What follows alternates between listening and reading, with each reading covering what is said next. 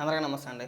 నిన్న అసెంబ్లీలో జరిగిన చర్చ ఏదైతే ఉందో ఈ తిరుమల కల్తీ వ్యవహారం దీని గురించి ఏదైతే పవన్ కళ్యాణ్ గారు చంద్రబాబు నాయుడు గారు మాట్లాడారో దాన్ని డైవర్ట్ చేయడానికి వైఎస్ఆర్సీపీ పార్టీ నాయకులు వ్యక్తిగత విమర్శలు చేస్తున్నారండి. ముఖ్యంగా పేరు నాని కావచ్చు, అలాగే కారుమూరి వెంకటరెడ్డి అని చెప్పేసి ఒకడు ఉన్నాడు. ఆడు ఎంత దారుణంగా మాట్లాడుతున్నాడంటే పవన్ కళ్యాణ్ గారిని ఉద్దేశించి మేము చాలా సందర్భాల్లో చెప్పాం, అనవసరంగా పిల్లల జోలికి వెళ్ళమాకంట్రా, మీరు ప్రధానంగా ఓడిపోవడం గల కారణం ఇదే, ఈ నోటుదోలే, ఇది తగ్గించుకుంటే బాగుంటుందంటే వీళ్ళు మనకి వాళ్ళ దగ్గర సమాధానం లేని ప్రతి సందర్భంలోని కూడా పవన్ కళ్యాణ్ గారిని ఉద్దేశించి వ్యక్తిగత విమర్శలు చేసుకుంటూ వెళ్తారు. వాడు నిన్న కూడా ఒకసారి ఏమని మాట్లాడుతున్నాడు వినిపిస్తా చూడండి. సాక్షి డిబేట్లు అన్నమాట. ఈశ్వర్ గారితో పాటు కారుమూరి వెంకటరెడ్డి, తర్వాత వైఎస్ఆర్సీపీ పార్టీకి సంబంధించిన ఒక ఎమ్మెల్యే కూడా ఉన్నాడు ఇందులో. కనీసం వాళ్ళు కూడా ఖండించట్లా. ఆ వెంకటరెడ్డి గారు మాట్లాడే ఆ మాటలో లేదంటే ఆ భాష ఏదైతే ఉందో వాళ్ళు కూడా ఖండించట్లా. ఒకసారి ఏమని మాట్లాడుతున్నాడు వినిపిస్తా చూడండి. ఏదైతే హిందూ మతాలని రెచ్చగొట్టాలి, ఏడో జరిగిపోయిందని చెప్పి చెప్పాలి. వీళ్ళు ఇక మారరు సార్. ఎందుకంటే దిగజారి పౌరులే, ఎంతకంటే దిగజారులైన ప్రతిసారి వాళ్ళు దిగజారిపోయి ముఖ్యమంత్రి చంద్రబాబు నాయుడు కానీ ఉప ముఖ్యమంత్రి కానీ వ్యవహరిస్తున్నటువంటి తీరు ఈ రోజు కూడా మీ హిందువులంతా ఏకంగండి, హిందువులంతా రావాలి. ఇంకొక మతంలో జరిగితే ఇలా ఎవరు ఊరుకోరా మతస్థులు అని చెప్తున్నారు. ఇంకో మతం కాదు సార్. ఇలాంటి అతన్ని నిజంగా హిందూ మతం కాబట్టి క్షమిస్తా ఉంది. పవన్ కళ్యాణ్ హిందూ మతస్థులు కాబట్టి క్షమిస్తా ఉన్నారు. ఎందుకంటే బీఫ్ తినమన్న వాడిని ఈరోజు సనాతన డ్రెస్ చేసుకుంటాడు. ఏదైతే ఇంటర్మీడియట్ లో బాప్టిజం తీసుకున్నాక మరి ఈ బాప్టిజం చంద్రం బాబా దగ్గర, మరి బోలే బాబా దగ్గర, మరి ఎక్కడ లేదంటే డేరా బాబా దగ్గర మరి తీసుకున్నావు వెళ్ళి హిందూ మతం. మరి ఎప్పుడు మళ్ళీ హిందూ మతంలో మారావు? ఆయన చెప్పిన మాటలే. వాళ్ళ అన్న నాగబాబు అయితే డైరెక్ట్ గా దేవుణ్ణి ఉరిదీయాలని మాట్లాడాడు. ఇలాంటి వ్యక్తులు వీళ్ళ నానేమో సిగరెట్ తాగారు, నేనే చెబుతాడు. నువ్వు అరాకొరా వీడియోలు చూసి ఇలా తగలాడితే ఇలాగ ఉంటుంది. అరాకొరా వీడియోలు చూసి మాట్లాడడం కాదు. పవన్ కళ్యాణ్ గారు బీఫ్ తినమని చెప్పేసి ఇప్పుడు చెప్పారా? నీ దగ్గర వీడియో ఉందా? ఒకవేళ నిజంగా మీ దగ్గర ఆయన అలా మాట్లాడిన వీడియో ఉంటే ఈ పార్టీకి సాక్షిలో 1000 సార్లు ఎదురు ఆ వీడియోని. ఎన్నిసార్లు? నిజంగా ఆ వీడియో పవన్ కళ్యాణ్ గారు మాట్లాడిన వీడియో ఏదైనా మీ దగ్గర ఉంటే సాక్షిలో ఈ పార్టీకి 1000 సార్లు వేసి చూపిద్దరు జనానికి కదా. ఇంకా ఏదో మాట్లాడుతాం ఏంటి? పవన్ కళ్యాణ్ గారు వాళ్ళ నాన్నగారు ఆ దేపోలో సిగరెట్ వెలిగించుకున్నారు అని చెప్పేసి పవన్ కళ్యాణ్ గారే చెప్పారని చెప్పేసి మాట్లాడుతున్నావా? పూర్తి వీడియో చూసి తగలాడు. ఆ సందర్భంలో పవన్ కళ్యాణ్ గారు ఎవరు మాట్లాడారు? మా నాన్నగారు అసలు దేవుణ్ణి నమ్మే వ్యక్తి కాదు, ఎప్పుడూ నమ్మలేదు. మా నాన్నమ్మ దీపారాధన చేస్తే దాంట్లో సిగరెట్ వెలిగించుకునే వ్యక్తి. అలాంటిది ఆ తర్వాత ఎలా మారాడో తెలీదు. రాముడు భక్తుడిగా మారిపోయాడు. మా ఇంట్లో ఎప్పుడు కూడా రామనామం వినిపిస్తూ ఉండేది అని చెప్పేసి ఆ సందర్భంలో చెప్పిన మాటలు. ఆ తర్వాత మాట్లాడిన మాటలను కట్ చేసేసారు. ఆ సిగరెట్ వెలిగించుకునే పదం ఏదైతే ఉందో దాన్ని పట్టుకుని వదలగొట్టేస్తూ ఉంటున్నారు. పూర్తి వీడియో చూడాలి కదమ్మా. మిమ్మల్ని అందుకే కదా అరాకొరా బుర్రగాల నేను మిమ్మల్ని హాఫ్ నాలెడ్జ్ గాళ్ళు. అన్నీ సగం పనులని ఎట్రా, ఏ పనులు పూర్తిగా చేయరా మీరు? ఇక్కడే ఇంతేనా? అన్ని సందర్భాల్లోనే కూడా సగం పనులేనా? పూర్తి వీడియో చూసి ఇక్కడికి వచ్చి మాట్లాడాలి. ఏమని మాట్లాడారు పవన్ కళ్యాణ్ గారు? ఆ వీడియోలో చాలా స్పష్టంగా చెప్పారు. అనేక సందర్భాల్లో చెప్పుకొచ్చాడు ఆయన. మా నాన్నగారు మొదట్లో నమ్మే వ్యక్తి కాదు, తర్వాత రాముడికి భక్తుడిగా మారాడు. చాలా సందర్భాల్లో చెప్పుకొచ్చాడు. ఒకసారి పూర్తి వీడియో ఏమన్నా మీకు ఏదైనా వీలుంటే సోషల్ మీడియాలో ఎప్పటికీ తిరుగుతూ ఉంటుంది, ఒకసారి చూసి తగలాడండి. ఇప్పుడు చూడండి, ఇంకా పిల్లల వరకు వెళ్ళిపోతాడు. వీడి ఫ్రస్ట్రేషన్ మాట, వీడి ఏడుపు మాట ఇదంతా కూడా. మరి హిందువులు ఇంకా మళ్ళీ మనం పచ్చిగా మాట్లాడుకోకూడదు. కానీ మరి సనాతన ధర్మంలో పెళ్లి చేసుకున్న పిల్లలు కనమన్నారా? పిల్లలు కన్నా పెళ్లి చేసుకోమన్నారా? పిల్లల కన్నా 5 ఏళ్ళ తర్వాత పెళ్లి చేసుకున్న సనాతన డ్రామా ఆర్టిస్ట్ అదేంటారు బాబు? నాకు అర్థం కావట్లేదు. అదేదో మీ ఇంట్లో మీ చెల్లినో మీ అక్కనో లేదంటే మీ బంధువులనో లేదంటే మీకు సంబంధించిన వ్యక్తులను పెళ్లి చేసుకున్నట్టు ఫీల్ అయిపోతారేంట్రా? ఏదైనా ఇబ్బంది ఏమన్నా ఉంటే వాళ్ళకు ఉండాలి. వాళ్ళ కుటుంబ వ్యవహారం వాళ్ళ కుటుంబంలో చూసుకుంటారండి. అది నీకు వచ్చిన ఇబ్బంది ఏముంది? అదేదో మీ ఇంట్లో వాళ్ళని పెళ్లి చేసుకున్నట్టు మీ ఇంట్లో వాళ్ళతో పిల్లలకి అన్నట్టు నువ్వు విపరీతంగా ఫీల్ అయిపోతే ఎట్టారా? పవన్ కళ్యాణ్ గారు వ్యక్తిగత వ్యవహారం అది, వాళ్ళు చూసుకుంటారు. పవన్ కళ్యాణ్ గారి భార్య ఎవరో కూడా బయటకు వచ్చి నన్ను ఎలా పవన్ కళ్యాణ్ గారు ఎలా చేశారు, నేను మోసపోయాను, ఇంకోటనో రోడ్డుకి ఏ రోజు మాట్లాడారా? మాట్లాడితే పిల్లలు పెళ్ళిళ్ళ వరకు వెళ్ళిపోతారు. మీకు ఈ పోయే కాలమే పోలా. అక్కడ అంశం ఏంటి? పవన్ కళ్యాణ్ గారు ఏమైనా జగన్మోహన్ రెడ్డిని ఉద్దేశించి వ్యక్తిగతంగా ఏమైనా విమర్శించాడా? లేదంటే ఆయన వ్యక్తిగత జీవితం గురించి, పెళ్లి గురించి కావచ్చు, పిల్లల గురించి, ఆయన వైవాహిక జీవితం గురించి ఏమైనా మాట్లాడా? లేదు కదా. నీ ఇంట్లో పిల్లల గురించో, లేదంటే నీ భార్య గురించో, నీ వ్యక్తిగత జీవితం గురించి ఏమైనా మాట్లాడా? లేదు. మీరు తిరుమల ఈ కల్తీని వ్యవహారంలో, లడ్డూలో కల్తీని వాడారు. కావాలని చెప్పేసి కొంతమంది అన్యమతస్తులను తీసుకొచ్చి టీటీడీ చైర్మన్గా నియమించారు. ఉద్దేశపూర్వకంగా టీటీడీ నియమాలను, ఆ టెండర్ ప్రక్రియ నియమాలు ఏవైతే ఉన్నాయో ఆ నియమాలను కావాలని చెప్పేసి మార్చారు. ఆ నిబంధనలన్నింటినీ కూడా మార్చి కొన్ని సంస్థలకి కాంట్రాక్టులు కట్టబెట్టారు. టెండర్ ప్రక్రియలో మార్చి ఇవన్నీ కూడా కట్టబెట్టారు. తద్వారాగా 250 కోట్ల రూపాయలు తినేశారు. అసలు వాడింది నెయ్యే కాదు. చర్చ ఇది కదా. మరి మీరు మాట్లాడే భాష ఏంట్రా? అసలు జరిగే చర్చ ఏంటి? మీరు ఇక్కడ మాట్లాడే మాటలేంటి? దేని గురించి మాట్లాడుతున్నారు? మేము ఏమైనా జగన్మోహన్ రెడ్డి వ్యక్తిగత జీవితం గురించి ఈ రోజున మాట్లాడామా? కొన్ని రాజశేఖర రెడ్డి వ్యక్తిగత జీవితం గురించి ఏమైనా మాట్లాడామా? లేదంటే మీ పార్టీలో ఉన్న కొంతమంది బోకుగాళ్ళ నుంచి మేము ఏమైనా మాట్లాడామా? లేదు. ఇప్పుడు అనంతబాబు ఉన్నాడు, ఇప్పుకొని తిరిగాడు. పొద్దులైతే జగన్మోహన్ రెడ్డి వాటేసుకొని తిరుగుతాడు అనంతబాబుని. గోరంట్ల మాధవ్ ఏం చేశాడో అందరికీ తెలుసు. రాష్ట్ర అధికార ప్రతినిధిగా, మీ పార్టీకి అధికార ప్రతినిధిగా ప్రకటించుకున్నారు. సరే, అది జగన్మోహన్ రెడ్డి ఇష్టం, అది కాదనట్లేదు మేము. పైగా ఇక్కడికి వచ్చి వ్యక్తిగత జీవితాల గురించి దేనికండి? రాష్ట్ర ప్రజలకి కావాల్సింది ఏంటి? ఈ తిరుమల కల్తీని వ్యవహారం పైన ఒక క్లారిటీ. ఉన్న 11 మంది అసెంబ్లీకి వెళ్ళి అసెంబ్లీలో మాట్లాడితే బాగుంటుంది. ఆ 11 మంది అసెంబ్లీకి వెళ్ళరట. ఇక్కడ వీళ్ళు టీవీ డిబేట్లో కూర్చొని ఇక్కడ వీళ్ళు అప్పాబాయకోరు ఏమన్నా అంటే మా జగన్మోహన్ రెడ్డిని అలా అన్నారు, ఇలా అన్నారు. మీరు ఈ వ్యక్తిగత విమర్శలు చేసినంత కాలం, మీరు డిబేట్కి వెళ్ళకుండా, చర్చకి వెళ్ళకుండా, అసెంబ్లీ సమావేశాలు జరుగుతుంటే అసెంబ్లీలో చర్చించుకుంటా అక్కడ ఎగ్గొట్టేసి మేము మండలంలో మాట్లాడతామంటారు. మండలంలో మాట్లాడడం ఏంటి? మనకు ప్రధానంగా చర్చ జరిగేది అసెంబ్లీలో కదా. ఏదైనా తీర్మానం చేయాలంటే అసెంబ్లీలో కదా తీర్మానం చేసేది. మనకు అసెంబ్లీలో కదా చర్చించాల్సింది. అసెంబ్లీలో చర్చించరంట. మేము మండలంలో మాట్లాడతాం. మండలంలో ఏం మాట్లాడతారో, బస్సు వస్తున్నారని ఒక క్వశ్చన్ అడుగుతాడు, దానికి సమాధానం చెప్పేలోపు ఇక్కడ పారిపోతారు. వాకౌట్ అంటారు. ఎవరికి సమాధానం చెప్పాలి? ఎవరికండి సమాధానం చెప్పాల్సింది? అంత క్లియర్గా ఆధారాలతో చెప్తుంటే దీని వెనకాతల ఇవి ఎవరెవరి కారకులో సిబిఐ ఛార్జ్ షీట్ ఏమని అంత తేలిగ్గా ఏమీ లేదని మీకేం క్లీన్ చిట్ ఇచ్చేలా 38 మందిని ముద్దాయిలుగా చేర్చింది. 250 కోట్ల రూపాయలు తినేశారని చెప్పేసి ఛార్జ్ షీట్లో పేర్కొంది. ఒక్క చుక్క పాలు కొనుక్కుంటా, ఒక్క చుక్క నెయ్యి కొనుక్కుంటా, ఒక్క చుక్క వెన్న కొనుక్కుంటా. అసలు నెయ్యే కాదు అది, అనేక రకాల రసాయనాలతో కలిపి తయారు చేసిన ఒక మిశ్రమం అది. కొన్ని కెమికల్స్ వాడారు అని అంత స్పష్టంగా ఉంటే మీరు ఇక్కడికి వచ్చి అసెంబ్లీలో మాట్లాడడం చేతకాక మీరు ఇక్కడ ట్విట్టర్లోని, సాక్షి టీవీలోని డిబేట్లు పెట్టేసి వ్యక్తిగతంగా విమర్శలు చేసేస్తే టాపిక్ డైవర్ట్ అయిపోతే జనాలంతా మన మీద పడిపోతారనే ఆలోచన. ఈడే కాదు, ఇలాంటి ఏదో ఇంకొకడు ఉన్నాడు, మా తుర్రుపల్లోడు. ఆడి వీడియో కూడా ఒకసారి వినిపిస్తా చూడండి. సాక్షిలో పెట్టిన తమ్మునేల్ మాట. వీళ్ళకి వ్యక్తిగత విమర్శలు తప్పితే ఏది అంత పెద్దగా డిబేట్ చేయలేరట వీళ్ళు. ఇదిగో సాక్షిలో పెట్టిన తమ్మునేలు. పవన్ కళ్యాణ్ గారి భార్య గుండు కొట్టుకుంటున్న ఫోటోని తీసుకొచ్చి ఇక్కడ వేసి, రాజకీయాల కోసం నీ భార్యకు గుండు కొట్టించావు, నువ్వు ఒక్కసారైనా గుండు కొట్టించుకున్నావా? పవన్పై నిప్పులు చెరిగిన పేరు నాని. రాజకీయాల కోసం ఆవిడేవి గుండు కొట్టించుకోవాలా?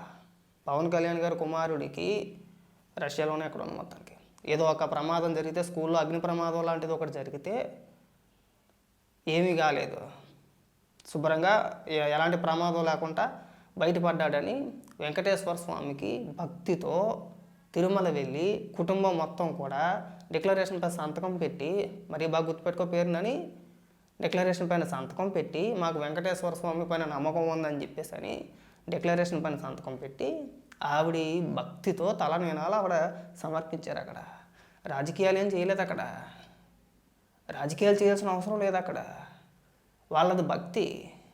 ఇంకా భార్యని అడ్డం పెట్టుకొని రాజకీయాలు చేసేది అందరికీ తెలిసిందే. ఎవడు ఎలా చేస్తాడు ఏంటి. మన రేషన్ బియ్యలో దొబ్బేసి పిల్లల్ని ముందెట్టి ఆ గోడం పేర్లన్నింటిలో కూడా భార్య పేరుని పెట్టి, రేపొద్దున దొరికితే పోతే గీతే మా యావని తీసుకెళ్ళి లోపలే వేస్తారులే, నాకు ఏ సంబంధం లేదని చెప్పేసి అని ఎవడ ప్రయత్నాలు చేసాడో అందరికీ తెలిసిందే. నిన్న మొన్నటి దాకా ఏడ్చావు కదా.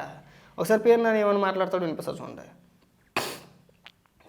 చంద్రబాబు నాయుడు గారు, మీకు చావు ఉంటే, మీలో నిజాయితీ ఉంటే, హైందవ మతం పట్ల మీకు నిబద్ధత ఉంటే శ్రీ వెంకటేశ్వర స్వామి అంటే మీకు భక్తి ఉంటే ఉమ్, నేను ఛాలెంజ్ చేస్తున్నా 2014 నుంచి ఈ రోజు దాకా తిరుమల తిరుపతి శ్రీ వెంకటేశ్వర స్వామి వారికి నెయ్యి సప్లై చేసిన ప్రతి కంపెనీ ఉమ్, మూలాల్లోకి సిబిఐ చేత ఎంక్వైరీ చేయించే దమ్ము మీకుందా అడుగుతున్నాను. ఉమ్. దమ్ముందా మిమ్మల్ని అడుగుతున్నాను. పవన్ ఇదే కళ్యాణ్ మాట ఇదే మాట నువ్వు అడిగిన మాటలు ఏవైతే ఉన్నాయో ఆ 11 మంది ఎవరైతే ఉన్నారో వాళ్ళ అసెంబ్లీకి వెళ్ళి అడిగే దమ్ముందా? ప్రెస్ మీట్లో ఏముంది పేరు నాని, నువ్వు మాట్లాడతావు నేను మాట్లాడతాను, నీకు నాకు పెద్ద తేడా ఏమీ లేదు. నువ్వు మాజీ మంత్రి కాబట్టి ప్రెస్ మీట్ పెట్టగానే కొన్ని టీవీ ఛానల్స్ శాటిలైట్ ఛానల్స్ అన్నీ కూడా కవర్ చేస్తాయి, 10 మంది టీవీలో చూస్తారు అంతే. నువ్వు అక్కడ ఆఫీసులో మాట్లాడడానికి ఇక్కడ నేను ఇంట్లో కూర్చొని మాట్లాడడానికి పెద్ద తేడా ఏమీ లేదు. చర్చకి సిద్ధం నువ్వు అన్నట్టుగానే ఆ 11 మంది అసెంబ్లీకి వెళ్ళి అసెంబ్లీలో నువ్వు చెప్పింది ఏదైతే డిమాండ్ ఏదైతే ఉందో అసెంబ్లీలో జగన్మోహన్ రెడ్డిని అడగమనండి. అసెంబ్లీ అనే పదం మాత్రం వినకూడదు, రాకూడదు. మళ్ళీ అక్కడికి వెళ్ళలేరు, అక్కడ మాట్లాడలేరు. పైగా నువ్వు ఛాలెంజ్ ఇచ్చిరేస్తున్నావు ఇక్కడ. ఇలాంటి బొగుడిగాలు అందరికీ సమాధానం చెప్పకుండా కూర్చుంటారా? గెలిచిన 11 మంది అసెంబ్లీకి వెళ్ళరా? మాజీ ముఖ్యమంత్రి రాష్ట్రాన్ని 5 ఏళ్ళు పరిపాలించాడు, అసెంబ్లీకి వెళ్ళమంటే పోయేసుకుంటున్నాడు. శాసన మండలిలో తేల్చేసుకుందాం, అసెంబ్లీలో తేల్చుకోవాలి ముందు, మండలిలో తర్వాత ఎడిద్దాంలే. మాట్లాడు. మిమ్మల్ని కూడా ఛాలెంజ్ చేస్తాను పవన్ కళ్యాణ్ గారు. 2014 నుంచి ఈ రోజు దాకా తిరుమల తిరుపతి శ్రీ వెంకటేశ్వర స్వామి నెయ్యి లడ్డూ తయారీకి వాడినటువంటి సప్లై చేసిన నెయ్యి కంపెనీల యొక్క భాగోతం మూలాలు మొత్తం ఎవరెవరికి ఏం లింకులు ఉన్నాయి, ఈ మాఫియాలు ఎవడెవడున్నాడు మొత్తం ఎంక్వైరీ చేయించే దమ్ము మీకుందా అని అడుగుతున్నా. వెనకడికి ఏదో సామెత ఉంది, ఏం చేయలేక మంగళవారం అన్నట్టు అలా మాట్లాడుతున్నారు మీరు. ఒక పక్క సిబిఐ ఛార్జ్ షీట్లో చాలా క్లియర్గా మెన్షన్ చేసి ఉంటే అసలు నెయ్యే కాదు అది, నెయ్యి వాడలేదు, ఎక్కడ పాలు కొనలేదు, వెన్న కొనలేదు, అసలు నెయ్యి వాడలేదు, కెమికల్స్తో తయారు చేశారని చెప్పేసి చాలా క్లియర్గా ఉంటే దాని మీద డిబేట్ మానేసి దానికి సమాధానం చెప్పడం మానేసి 2014 నుంచి మాట్లాడదాం. 2014 ఎందుకు, 1990 నుంచి మాట్లాడదాం. చెప్పి ఇంకా 1947, 1950 అడ్డగోలు వాదన అంటే దీన్నే. మన దగ్గర విషయాలు లేనప్పుడు అడ్డగోలు వాదనకి ఇలాంటి వాదనలే చేసుకొస్తారు, యథమతంగా వీళ్ళంతా కూడా. కానీ మాట్లాడు, ఇంకా మాట్లాడు. ఛాలెంజ్ చేస్తున్నా, చేయండి చేయండి అండి. పాపాలు కదా మీ జన్మలో ఎప్పుడన్నా తిరుపతికి వెంకటేశ్వర స్వామికి ఎప్పుడు తలనీళ్ళు ఇచ్చారా మీరు? జగన్మోహన్ రెడ్డి రోజు పొద్దులైతే తిరుపతిలో ఉంటాడు కదా. మాట్లాడు తర్వాత మాట్లాడతాం. మీ తండ్రి చచ్చిపోతే తల్లి చనిపోతే జుట్టు తీశారా మీరు? కర్మకాండ పెట్టి మీరు ఉందు అని ఎలా నమ్మాలి మిమ్మల్ని? తల్లిదండ్రులు చచ్చిపోతే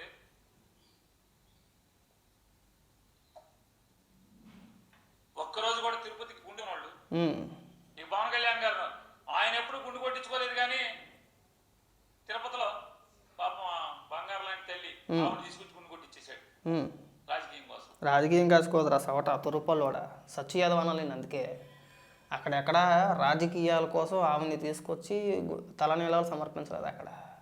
నేను ఇందాకే చెప్పుకొచ్చా, ఒక ప్రమాదం నుంచి వాళ్ళ కుమారుడు బయటపడ్డాడన్న ఉద్దేశంతో వెంకటేశ్వర స్వామికి భక్తితో వాళ్ళు మొక్కుకున్న మొక్కు ఏదైతే ఉందో అది తీర్చుకోవడానికి కుటుంబ సమేతంగా తిరుమల తిరుపతి వచ్చి వెంకటేశ్వర స్వామి పైన మాకు నమ్మకం ఉందని చెప్పేసి డిక్లరేషన్ పైన సంతకం పెట్టి అప్పుడు వెళ్ళి స్వామివారిని దర్శించుకొని ఆవిడికి భక్తి కొలది తలనీలాలు ఆవిడ సమర్పించారు. ఏ రోజైనా సరే ఇన్ని మాటలు మాట్లాడుతున్నావు కదరా, ఇన్ని పెద్ద పెద్ద ఉపన్యాసాలు చెప్తున్నావు కదా, ఏ రోజైనా సరే జగన్మోహన్ రెడ్డి కుటుంబ సమేతంగా తిరుమల శ్రీ వెంకటేశ్వర స్వామిని దర్శించుకోవడం ఎప్పుడైనా చూసేవా? ఇప్పుడు కాదు, గత 2 దశాబ్దాల కిందకి వెళ్ళిపోని రాజశేఖర రెడ్డి హయాం నుంచి కూడా ఎప్పుడైనా సరే కుటుంబ సమేతంగా వాళ్ళు ఏ రోజైనా తిరుపతి వెళ్ళారా? ఆ వెంకటేశ్వర స్వామిని దర్శించుకున్నారా? అలాంటి దర్శించుకున్న సందర్భాలు ఏమైనా కానీ ఉంటే ఆ ఫోటోలు ఏమైనా ఉంటే మీరు చూపించండి, మేము నమ్ముతాం. జగన్మోహన్ రెడ్డి హిందువు కాదుగా, జగన్మోహన్ రెడ్డి క్రిస్టియనేగా, తప్పేముంది? క్రిస్టియన్ అయితే తప్పని చెప్పేసి మేము అనట్లా. ఇప్పుడు తల్లిదండ్రులు చనిపోయినప్పుడు గుండు కొట్టించుకున్నారా, కొట్టించుకోలేదా? మీరు కొట్టించుకోలేదు, మీరు హిందువు కాదు, ఇవన్నీ మాట్లాడే మీరు. మరి జగన్మోహన్ రెడ్డి వాళ్ళ నాన్నగారు చనిపోయినప్పుడు జగన్మోహన్ రెడ్డి గుండు కొట్టించుకున్నాడా అండి? అడగోలు వాదన కదా ఇది. పని ఓపెన్ ఛాలెంజ్, మీరు ఏ తప్పు చేయలేదు, ఈ కల్తీనే వ్యవహారంలో మీరు ఏ తప్పు చేయలేదు, మీకు ఆ నమ్మకం ఉంది కదా, వెంకటేశ్వర స్వామి పైన మీకు భక్తి ఉంది కదా, మీకు నమ్మకం ఉంది కదా, మీ అధినాయకుడిని కుటుంబ సమేతంగా అంటే ఎవరు అవసరం లేదు, సతీ సమేతంగా ఇద్దరు చాలు, సతీ సమేతంగా వెంకటేశ్వర స్వామి దగ్గరికి వెళ్ళి స్వామివారి పైన మాకు భక్తి ఉందని చెప్పేసి అని డిక్లరేషన్ పైన సంతకం పెట్టి దర్శనం చేసి వచ్చేమనండి. ఏమొద్దు. మీరు హిందువులు కదా, అంటే జగన్మోహన్ రెడ్డికి మతం లేదు కదా, మీరు మాట్లాడుతున్నారు కదా జగన్మోహన్ రెడ్డికి మతం ఏంటండి అంటున్నారు కదా, మరి మతం లేనప్పుడు అన్ని మతాలు సమానంగానే చూడాలి కదా. జగన్మోహన్ రెడ్డికి మాట్లాడితే జగన్మోహన్ రెడ్డి మొత్తం మానవత్వం తొక్కేం కదా. ఆ అప్పబాయకోళ్ళు ఎవరి దగ్గరైనా చెప్పండి, మా దగ్గర చెప్పమాకండి. ఇప్పుడు క్రిస్మస్ వచ్చినప్పుడు జగన్మోహన్ రెడ్డి చర్చికి వెళ్ళినప్పుడు మరి హిందూ దేవుళ్ళు పండుగలు వచ్చినప్పుడు గుడి కిందకి వెళ్ళండి, ఇంట్లో సెట్ ఎందుకు వేసేసుకుంటాడండి. మరి అలాగే క్రిస్మస్కి కూడా చర్చి ఆ సెట్ వేసేసుకుంటే అయిపోద్ది కదండి. పైగా మీరు ఇక్కడికి వచ్చి చంద్రబాబు నాయుడు గారు హిందువా, మీరు నిజమైన హిందువులా, ఎవరి హిందువులో రాష్ట్ర ప్రజలందరికీ ఒక క్లారిటీ ఉంది. ఎవరి హిందువులు కాదు, ఎవరు ఏంటి అనేది ప్రజలకు ఒక క్లారిటీ ఉంది. ఇక నువ్వు నేను మాటలు మాట్లాడుకున్నా అదంతా అనవసరమైన చర్చ. మీరు మాట్లాడితే నేను చెప్పాను కదా, ఇంట్లో పిల్లల గురించి లేదంటే పవన్ కళ్యాణ్ గారి భార్యను ఉద్దేశించో ఈ లేఖ వ్యాఖ్యలు చేసి ఏదో రకంగా డైవర్ట్ చేయాలనే ప్రయత్నాలు తప్పితే ఇక్కడ ఏదైనా మీకు అంత సబ్జెక్ట్తో మాట్లాడుతున్నారా? ఎందుకు మాట్లాడట్లేదండి? అంత అద్భుతమైన అవకాశం ఉంది. ఒక పక్క ప్రభుత్వం దీనిపైన చర్చ జరుపుతుందని చెప్పేసి మీకు మొన్నే తెలుసు కదా, మరి తెలిసినప్పుడు వెళ్ళి మాట్లాడడానికి ఏమైందండి? లేదు మేము అసెంబ్లీకి వస్తాం, దీనిపైన మేము కూడా మాట్లాడతాం, మా దగ్గర ఏమైనా ఆధారాలు ఉన్నాయి. ఇదిగో ఇందాపూర్ డైరీ ఏదో మాట్లాడుకుంటూ వస్తున్నారు కదా, ఇందాపూర్ డైరీకి హెరిటేజ్కి లింక్ ఉందని చెప్పుకొస్తున్నారు కదా, మన ప్రెస్ మీట్ పెట్టి 2:30 గంటలు 3 గంటలు మాట్లాడాడు కదా. మరి ఆ ఆధారాలతోనే అసెంబ్లీలోకి వెళ్ళి మాట్లాడడానికి ఏమైందండి? మైక్ ఇవ్వనన్నారా? ఎవరన్నా అడ్డుకున్నారా? ఎవరు అడ్డుకోలేదు, ఎవరు మైక్ ఇవ్వమని చెప్పేసి అనలేదు. అన్నీ అనటానికి భయం. మన పార్టీ ఆఫీస్ కాబట్టి ఎన్ని అబద్ధాలు మాట్లాడినా కానీ అక్కడ కూర్చున్న మీడియా ప్రతినిధులు కూడా జగన్మోహన్ రెడ్డి ఇచ్చే పైసల కోసం, అదే కాసుల కోసం, ఇంకో దానికోసం కక్కుర్తిపడి కనీసం ఏది మాట్లాడితే అది వినేసి వెళ్ళిపోతారు కానీ ఒక్క క్వశ్చన్ తిరిగి అడగరా. అసెంబ్లీలో అలా ఊరుకోరు. నువ్వు ఏదైనా తప్పు మాట్లాడుతావని తెలిస్తే ఇమీడియట్గా లేచి ఖండిస్తారు. ఆగబ్బాయి నువ్వు చెప్పిన మాటలు చాలే, నువ్వు మాట్లాడిన మాటలు 10 అబద్ధాలు అని చెప్పేసి అక్కడికెక్కడే ఖండిస్తారు. ఆ మాటలు మానేసి ఇక్కడికి వచ్చి ఏమని మాట్లాడుతున్నారండి? అడ్డగోలు వాదన. ఇవాళ పవన్ కళ్యాణ్ గారి పిల్లల గురించి లేదంటే ఆయన భార్య గురించి ఆవిడేదో భక్తితో ఒక అనుకోని సందర్భం, ఒక పెద్ద ప్రమాదం తప్పింది అని చెప్పేసి ఆవిడ తిరుమల వెళ్ళి ఆ వెంకటేశ్వర స్వామి సన్నిధిలో తలనీలాలు సమర్పిస్తే ఈ పక్కుడు ఇక్కడికి వచ్చి ఈ బోగ్గడి ఇక్కడికి వచ్చి తలా తక్కువ లేకుండా, వీడికి ఏమాత్రం అవగాహన లేకుండా, కనీసం తలనీలాలు ఎందుకు ఇచ్చారో కూడా వీడికి తెలియకుండా వీడు ఇక్కడికి వచ్చి ఏమని మాట్లాడుతున్నాడండి? రాజకీయం కోసం తలనీలాలు సమర్పించారా? అంత దిగజారిపోయారా? అంత దిగజారిపోయారు అనుకుంటారు పవన్ కళ్యాణ్ గారు. ఎవరి దిగజారిపోయారు నేను చెప్పనా? మీకు బాగా చెప్తాను చూడండి. రాజకీయాల కోసం, హిందువుల ఓట్ల కోసం, హిందువులు ఎక్కడ కూడా మనోభావాలు దెబ్బతినకూడదనే ప్రయత్నంలో భాగంగా హిందువుల పండగలు వచ్చినప్పుడు శ్రీరామనవమి కావచ్చు, కృష్ణాష్టమి కావచ్చు, మా పండగ ఏదొచ్చినా సరే జగన్మోహన్ రెడ్డి ఇంట్లో సెట్ వేసి గుడిసెట్టు, ఆ గుడిసెట్లో జగన్మోహన్ రెడ్డి సతీమణి గారు ఇద్దరూ కూర్చొని కొంతమంది పెయిడ్ ఆర్టిస్టులు తీసుకొచ్చి అతడు టైటిల్ సినిమా సాంగులు పాడించి మమ్మల్ని మభ్య పెట్టేశారు. బాబు జగన్మోహన్ రెడ్డి ఇంట్లో సెట్ వేసేసి పూజలు చేస్తున్నాడు రా బాబు కదా. ఎందుకు చేశారండి? ఇప్పుడు ఎవరు ఆడుకున్నారండి? రాజకీయంగా భార్యను వాడింది ఎవరండి? జగన్మోహన్ రెడ్డి. నేను అనట్లేదు, ఇది పేరునని మాట్లాడిన మాటలకే కౌంటర్ మాత్రమే కదా. ఇక్కడ వేసిన గుడిసెట్లో ఆవిడ కూర్చుంటారో, ఎక్కడ మన ఇంట్లో వేసిన గుడిసెట్లో జగన్మోహన్ రెడ్డి సతీమణి ఇద్దరు కూర్చుంటారో తిరుపతి వెంకటేశ్వర స్వామి దగ్గరికి పట్టు వస్త్రాలు సమర్పించేటప్పుడు సతీ సమేతంగా మాత్రం వెళ్ళరు. ఎందుకు వెళ్ళరండి? జగన్మోహన్ రెడ్డికి స్వామివారి పైన భక్తి ఉంటే, నిజంగా నమ్మకం ఉంటే డిక్లరేషన్ పైన సంతకం పెట్టి వెళ్ళాలి. ఎందుకు? జగన్మోహన్ రెడ్డి క్రిస్టియన్ కాబట్టి కదా. తప్పేం లేదు, అన్ని మతస్థులు అనేది మాత్రాన తప్పు కాదు. ఏమని మాట్లాడారు? డిక్లరేషన్ పై సంతకం ఎందుకు పెట్టలేదంటే కొడాల నాని చేత చంద్రబాబు నాయుడు గారిని నీ అమ్మ మొగుడు కట్టించాడా గుడి అని చెప్పేసి నేను స్టార్ట్ చేశారు బూతుల దాడి కదా. మరి ఇక్కడ ఎవరికి నమ్మకం ఉందండి? మీకా మాకా? మీకు నమ్మకం లేదు. కేవలం రాజకీయాల కోసం మా పండగలు వచ్చినప్పుడు ఇంట్లో సెట్ వేసేసి సతీ సమేతంగా కూర్చొని ప్రజలను మభ్యపెట్టి ప్రజలను మోసం చేసింది ఎవరు? జగన్మోహన్ రెడ్డి. ఇప్పుడు చెప్పు, ఎవరు వాడుకున్నారో? రాజకీయాల కోసం భార్యను వాడింది ఎవరండి? జగన్మోహన్ రెడ్డి, పవన్ కళ్యాణ్ గారు కాదు. నేనన్న మాటలు కాదు, పేరు నాని మాటల ప్రకారం, పేరు నాని లాజిక్ ప్రకారం జగన్మోహన్ రెడ్డి వాడినట్టుంది ఇక్కడ కాదా? ఇవాళైనా సరే బయటకు వచ్చి ఓపెన్ ఛాలెంజ్, నువ్వు మాట్లాడుతున్నావు కదా, ఏమొద్దు. జగన్మోహన్ రెడ్డి ఈ కల్తీని వ్యవహారంలో జగన్మోహన్ రెడ్డి పాత్ర లేదు, మాకు సంబంధం లేదు, ఎలాంటి కల్తీ చేయలేదని మాట్లాడుతున్నారు కదా. ఇప్పుడు నువ్వేదైతే ఛాలెంజ్ చేస్తున్నావు మేము కూడా మాట్లాడేస్తున్నాం. జగన్మోహన్ రెడ్డికి నిజంగా హిందూ మతం పైన, హిందూ దేవుల పైన నమ్మకం ఉంటే సతీ సమేతంగా ఆ వెంకటేశ్వర స్వామిని దర్శించుకొని వచ్చేయమన్నాడు. ఏమొద్దు, మాట్లాడు. ఇంకా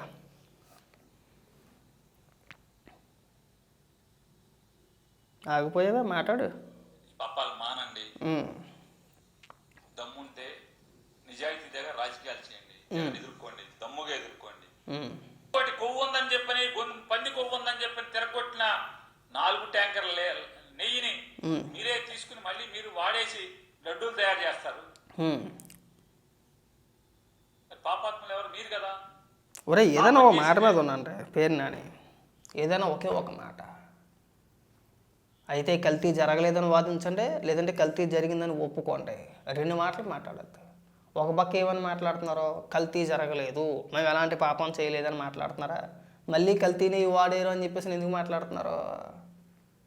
మీరు ఇచ్చిన కాంట్రాక్ట్లే కదా, మీరు నియమించిన వాళ్ళే కదా, మీ హయాంలో వేసిన టెండర్లే కదా వాళ్ళంతా కూడా. మరి 2 మాటలు ఎందుకు పేరు నాని? ఒక మాట మాట్లాడితే కదా. మళ్ళీ 4 ట్యాంకర్లు వాడేరు, ఛార్జ్షీట్లు ఏం చెప్పుకొచ్చారు? ఆ 4 ట్యాంకర్ల గురించే కాదు, గతంలో వైవి సుబ్బారెడ్డి ఒక విచారణ కమిటీ ఆ బోలేబాబా డైరీ దగ్గరికి వెళ్ళి అక్కడంతా కూడా పరిశీలించి అక్కడ నెయ్యిని టెస్టులు చేశారు కొంతమంది అధికారులు. టెస్టులు చేసినప్పుడు ఆ నెయ్యి క్వాలిటీ అంత బాగాలేదని చెప్పి రిజెక్ట్ చేశారు. రిజెక్ట్ చేసిన తర్వాత ఈ టెండర్ నిబంధనలు ఏవైతే ఉన్నాయో వాటిని మార్చి అదే బోలేబాబా డైరీకి దాదాపు 1,07,000 కేజీల నెయ్యిని ఆర్డర్ పెట్టారు. ఎప్పుడు 2022-21 సంథింగ్ ఆ టైంలో. ఎలా జరిగింది అది? వైఎస్ఆర్సీపీ పార్టీ కార్యకర్తలు అందరూ లడ్డు క్వాలిటీ బాగాలేదు, లడ్డు పరిమాణం కూడా అంటే లడ్డు సైజు కూడా తగ్గింది, టేస్ట్ మారింది, 2 రోజులకే పాడైపోతుంది, గతంలో ఎప్పుడు కూడా ఇలాంటి లడ్డూని మేము తినలేదు అని చెప్పేసి వైవి సుబ్బారెడ్డిని ఉద్దేశించి కొన్ని 100 పోస్టులు ట్విట్టర్లో ట్యాగ్ చేసి ఆయన వేస్తే దానికి స్పందించి ఆయన ఒక కమిటీ వేసాడు. విచారణ లాంటిదే ఆల్మోస్ట్. ఆ నివేదికలో ఏమని వచ్చింది చెప్పిన? సిబిఐ ఛార్జ్షీట్లో చూడు, అదేమీ పాస్ అవ్వాలా, టెస్ట్లో పాస్ అవ్వాలా, అప్పుడు కూడా రిజెక్ట్ చేయబడింది. అది క్వాలిటీ లేదు, కల్తీ అని తెలిసినా సరే దాదాపు 1,00,000 పైగా కేజీలు, 1,07,000 కేజీలు నెయ్యిని అదే బోలే బాబా డైరీకి ఆర్డర్ పెట్టారు. మళ్ళీ ఎందుకు? మరి దానికి ఎందుకు సమాధానం చెప్పట్లేదని మీరు? ఇవాళ మీరు మాట్లాడితే వైవి సుబ్బారెడ్డికి సంబంధం లేదు, బొమ్మన కరుణాకర్ రెడ్డికి సంబంధం లేదని మాట్లాడుతున్నాం మీరు, మరి దానికి ఎందుకు సమాధానం చెప్పట్లా? లాజిక్లు మీకే కాదు పేరు అని అందరికీ వచ్చు. పనికిమాల లాజిక్లు, అడ్డగోలు వాదన, మనం అడ్డంగా మాట్లాడేస్తున్నాంలే, నోరేసుకొని పడిపోతే అయిపోద్దిలే. మన పార్టీ ఆఫీసులో ప్రెస్ మీట్ విచిత్రంగా ఉంటుంది కదా. వీళ్ళ పార్టీ ఆఫీసులో సాక్షి తప్పితే ఇంకేది ఉండదు, అదొక దిక్కుమాలిన ప్రెస్ మీట్, ఎవడో తిరిగి క్వశ్చన్ కూడా అడగడు. మనం అడ్డగోలుగా మాట్లాడేసి వెళ్ళిపోతే అయిపోద్దా పేరునని? బహిరంగంగా నువ్వు ఒక ప్రెస్ మీట్ పెట్టు, అన్ని మీడియా ఛానల్స్ వస్తాయి, అప్పుడు నువ్వు మాట్లాడిన మాటలకి తిరిగి క్వశ్చన్లు కూడా అడుగుతారు, అప్పుడు సమాధానం చెప్పగలుగుతావా? అడ్డగోలు వాదన తప్పితే ఇక్కడ ఏమీ కనపడట్లా. మీకు నిజంగా చిత్తశుద్ధి అనేది ఉంటే ఈ ప్రెస్ మీట్లోని, ట్విట్టర్లోని, ఫేస్బుక్లోని మేము ట్రూత్ బాంబు ట్విట్టర్లో పేల్చేసాము, ఫేస్బుక్లో తగలెట్టేసాము, యూట్యూబ్ని గడగలు ఆడించేసాము, అటు తిప్పేసాము, ఇటు తిప్పేసాము, ఈ పిచ్చి పిచ్చి మాటలు కాకుండా అసెంబ్లీకి వెళ్ళి అసెంబ్లీలో మాట్లాడి, ఇక మీరు చేస్తున్న వాదన తప్పు, ఇక మా దగ్గర ఆధారాలు ఉన్నాయి, మేము ఎలాంటి తప్పు చేయలేదు, మేము ఎలాంటి అవినీతి చేయలేదు, మా మీద మీరు కావాలని మాట్లాడుతున్నారనో ఇంకొకటనో మీరు అసెంబ్లీకి వెళ్ళి మాట్లాడాల్సింది పోయి ఇక్కడ కూర్చొని నువ్వు నేను మాట్లాడుకుంటే అయిపోద్దా? పైగా ఏంటి ప్రెస్ మీట్, ఇక్కడ ఆఫీసులో కూర్చొని నేనే ఛాలెంజ్ చేసేస్తాను. నీకు నాకు పెద్ద తేడా ఇవ్వలేదు, నువ్వు మాజీ మంత్రి అయిపోయావు అంతే తేడా. నేను సామాన్య కార్యకర్తను, నువ్వు మాజీ మంత్రివి. నువ్వు మాట్లాడినా గంటలు మాట్లాడితే మేము కూడా గంటలు మాట్లాడేస్తాం. ఇక్కడ గంటలు మాట్లాడేసినంత మాత్రం మేధావులు కాదండి. గంట మాట్లాడతాను, నేను కూడా గంట మాట్లాడతాను. మాట్లాడమంటే ఉపయోగం ఏముంది? ఇటు ప్రెస్ మీట్ పెట్టి 2 గంటలు చెప్పి మాట్లాడుకొని ఇటు పెద్ద తోపులా ఫీల్ అయిపోతాను. నేను మాట్లాడేస్తాను. కాకపోతే నాకు ఏంటంటే నా కెమెరా అరగంటకి ఆగిపోద్ది. మనకు దానివల్ల ఉపయోగం లేదు పేరునని. ఏదన్నా ఉంటే అసెంబ్లీకి వెళ్ళి తగలడితే బాగుంటుంది. ఈ అడ్డగోలు వాదన చేసుకుంటూ అడ్డంగా వాదించేసి మనమే పెద్ద మేధావులుగా ఫీల్ అయిపోతే జనాల ముందు పిచ్చోళ్ళు అయిపోతారు. మీది అడ్డగోలు వాదన. భక్తులకి తెలుసు ఏం జరిగింది, గతంలో బాగుందా ప్రసాదం, ఇప్పుడు బాగుందా, అప్పుడు లడ్డు ఎలా ఉంది, ఇప్పుడు లడ్డు ఎలా ఉంది అనేది భక్తులకి తెలుసు. తిరుమల వెళ్ళి వచ్చిన ప్రతి ఒక్కరికి గతంలో మీ హయాంలో వెళ్ళిన భక్తులు ఇప్పుడు వెళ్ళి వచ్చినప్పుడు కూడా వాళ్ళకి స్పష్టంగా వాళ్ళే చెప్తున్నారు, గతానికి ఇప్పటికి వ్యత్యాసం ఇది. అన్నప్రసాదాలు ఎలా ఉన్నాయి, లడ్డు క్వాలిటీ మారింది, గతంలో బాగుండేది కాదు ఇప్పుడు బాగుంది, ఇప్పుడు టేస్ట్ బాగుంది, కొన్ని రోజులు ఆ లడ్డు నిల్వ ఉంటుంది, గతంలో 2 రోజులకు మించి నిల్వ ఉండేది కాదు. నేను తిరుమల వెళ్ళి అక్కడి నుంచి ఇంటికి వచ్చేలోగా ఆ లడ్డు ఏదైతే ఉందో ఆ లడ్డు పొడిమైపోయేది, అదొక బూందీలా మారిపోయేది అని స్పష్టంగా ఈ రోజు కూడా చెప్పుకుంటా పోతుంటే నువ్వు ఇక్కడికి వచ్చి పిచ్చి మాటలు. దయచేసి ఇంకెప్పుడు కూడా ఇలాంటి పిచ్చి మాటలు మాట్లాడమాక.